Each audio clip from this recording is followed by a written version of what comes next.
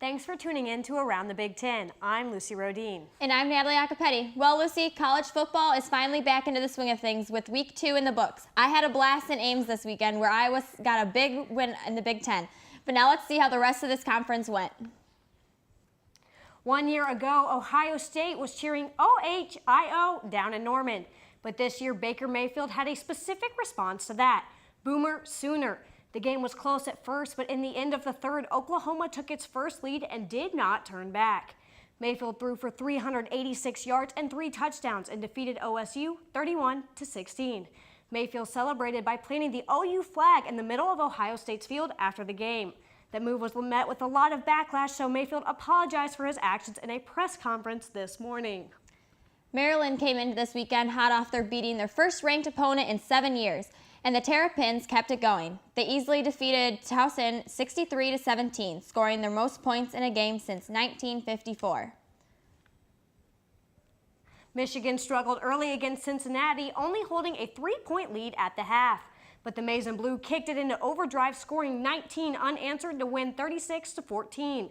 Michigan's defense has been lights out so far. The Wolverines' D has scored 3 touchdowns, while their opponents have combined to only score 2 offensive touchdowns all season. Heading to the West, Wisconsin had some struggles against Florida Atlantic. FAU kept it close, but the Badgers proved to be too much, taking the game 31-14. Freshman Jonathan Taylor rushed for 223 yards and 3 touchdowns, which earned him Co-Offensive Player of the Week honors, which he shared with our own Nate Stanley. The Big Ten had 3 ACC matchups this weekend, including Northwestern traveling down to my home state to take on Duke. The Wildcats crumbled as Duke's sophomore quarterback Daniel Jones had a whopping 413 total yards and 4 touchdowns as he tore apart the Wildcats' defense. Northwestern quarterback Clayton Thorson struggled with a 38% completion rate and 2 interceptions. Northwestern fell 41-17. Indiana went south faced Virginia starting QB Richard Lago, who had a strong performance against OSU in week 1. Struggled against UVA, Lago went 3 for 10 and an interception, which promoted the coaching staff to bring in backup Peyton Ramsey. Ramsey went 16 for 20 with 173 yards and 2 touchdowns, and he helped IU win 34-17, which was Tom Allen's first win as head coach. Last year, Penn State had only 3 losses. One of them was to in-state rival Pitt. However, this year the Nittany Lions took the game pretty easily, 33-14.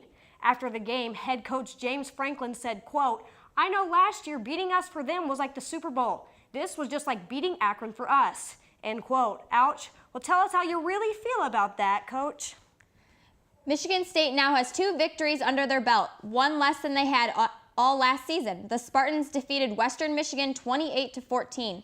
Thanks to a good performance from quarterback Brian Lewerke, who scored 3 touchdowns, including a 61-yard run.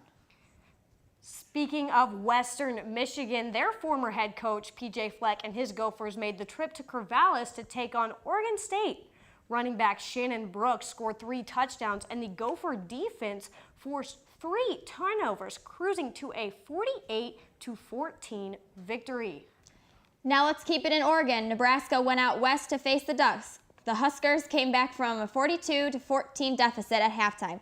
Oregon quarterback Justin Herbert threw for 365 yards and 3 touchdowns, and that proved to be too much as Nebraska fell 42-35. From the West Coast to the East Coast, let's check out what happened in New Jersey. Rutgers battled Washington surprisingly well last week, but on Saturday it was a different story. Scarlet Knights lost to Eastern Michigan 16-13. This was the Eagles' first win over a Big Ten opponent in school history. Now back to the Midwest. Illinois almost lost to Ball State opening weekend, but the Fighting Illini got done versus Western Kentucky on Saturday. The defense stepped up, holding the Hilltoppers scoreless until the 4th quarter, taking the game 20-7. On Friday night, Purdue got their first win of the season. The Boilermakers defeated Ohio 44-21. Elijah Sindelar started at the QB for the Boilermakers, but Big Ten passing leader David Blau came in the 2nd quarter and played the remainder of the game. This was Jeff Brom's first win as head coach. In the new AP Top 25, there are 4 big teams in the top 10. Penn State comes in at number 5, and Michigan at number 7, Wisconsin rounds out at the 10th spot, and I thought Big Ten looked good this weekend. Lucy, what do you think? I thought the Big Ten did look good this weekend, although Ohio State did lose. Props to them for playing a tough team in Oklahoma. But now that Ohio State has fallen, Penn State is the top team in the league, if you ask me. Trace McSorley, Saquon Barkley, and Jason Cabedina are the reason that Penn State will win the Big Ten this year. But I think the biggest storyline has been Northwestern. They came in with Clayton Thorson and Justin Jackson, two of the top offensive weapons in the Big Ten, and they are playing terribly. They almost lost to Nevada last week and then got beat badly by Duke. So I don't know what's happening in Evanston. I hope Pat Fitzgerald figures it out soon. Well, Lucy, we'll just have to see how it goes in week 3. The Big Ten slate is a little slower this week as teams take it slow before they head into conference play. However, some notable matchups include Wisconsin heading to BYU and Purdue taking on Mizzou on the road. I'm already counting down the days until we're back playing conference ball. But that's all we've got for you today. Be sure to tune in every morning for Around the Big Ten. I'm Lucy Rodine. And I'm Natalie Acapelli. Don't forget to watch Daily Iowan live every morning at 8:30. Thanks for watching.